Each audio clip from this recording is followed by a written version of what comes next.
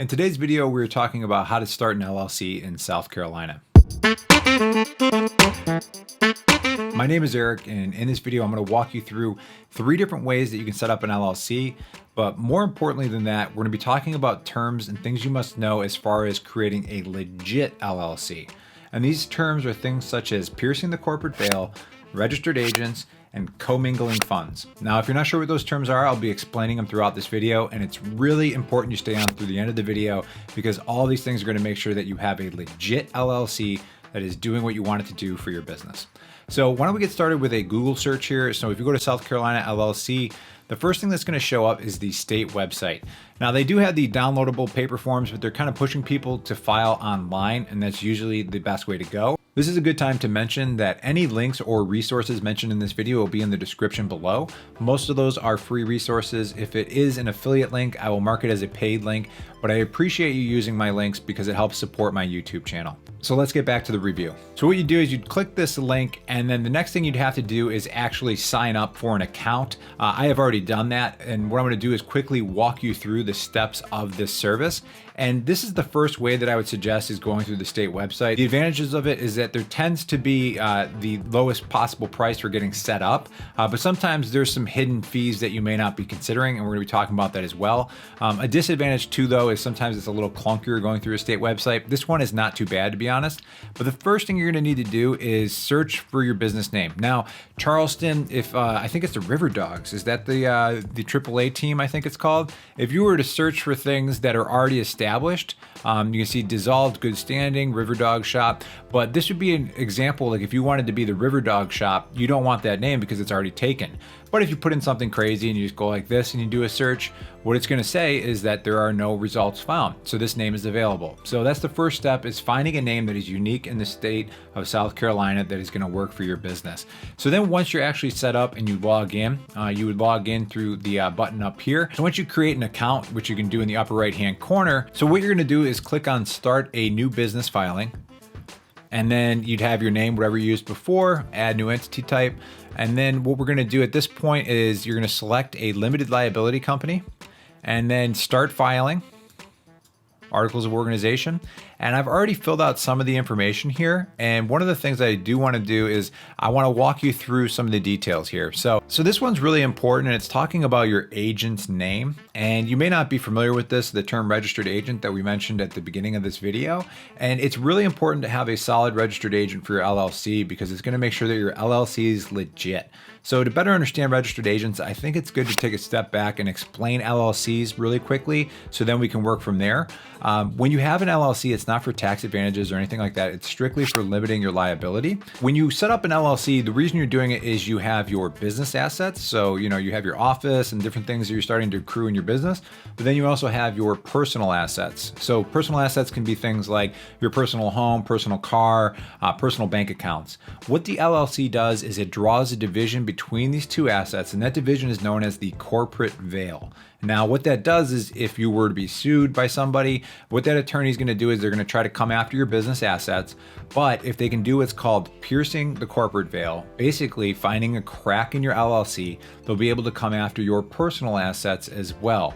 So that's what piercing the corporate veil means. That's a term, it's kind of legal jargon, is when they come after your personal assets as well because they found a crack in your LLC. So this is a nice article from InkFile on registered agents. If you're not familiar with InkFile, it is an online legal tool that helps you set up LLCs.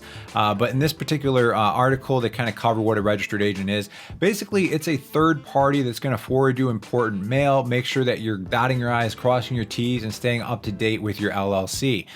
These 5 sections right here explain it in better detail. Official letters and correspondence from your Secretary of State. Service of process notices. So if you were to be sued, to make sure that you appear in court. Official federal government correspondence information and notifications. Tax forms and requests for payment, and requests to complete permits, company filings, or reports.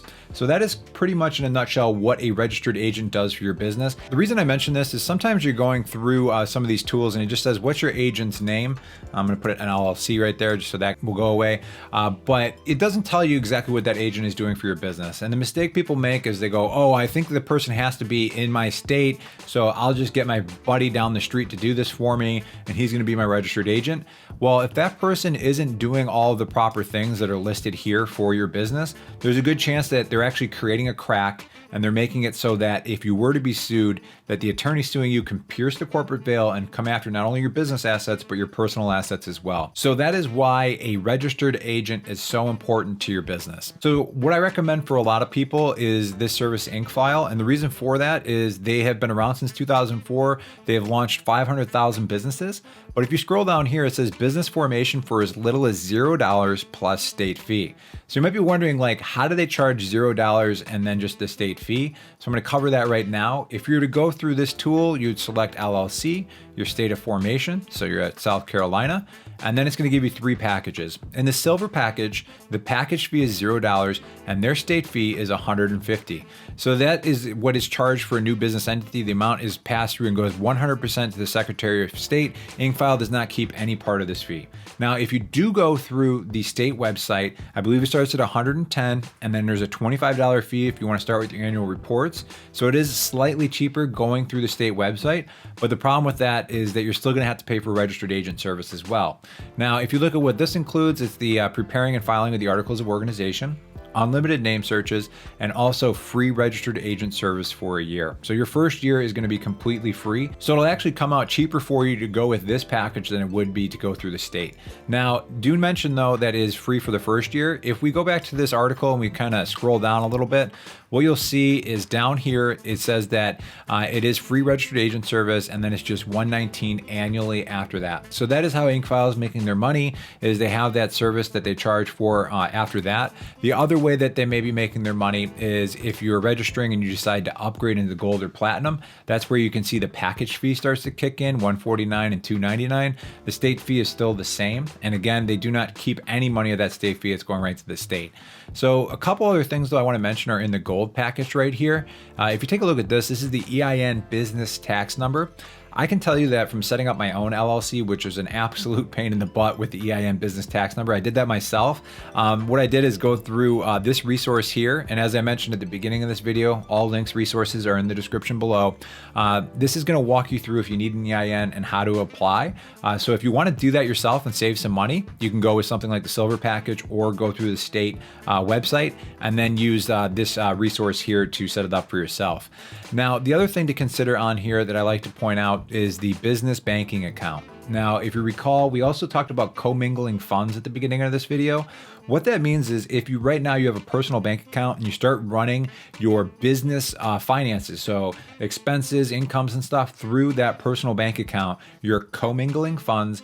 And what that is another crack in your LLC. If you were sued, an attorney might come after you and say, you know what, this is not a legit LLC because you're commingling funds. So that attorney will be able to pierce the corporate veil and then come after not only your business assets, but your personal assets.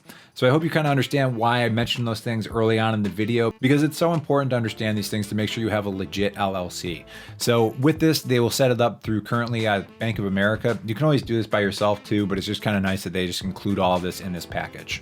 So the last thing I want to talk about is hiring an attorney to set up your LLC. Now, reasons to do this.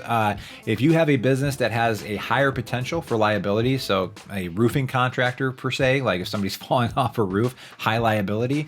Some businesses just inherently carry more liability than others.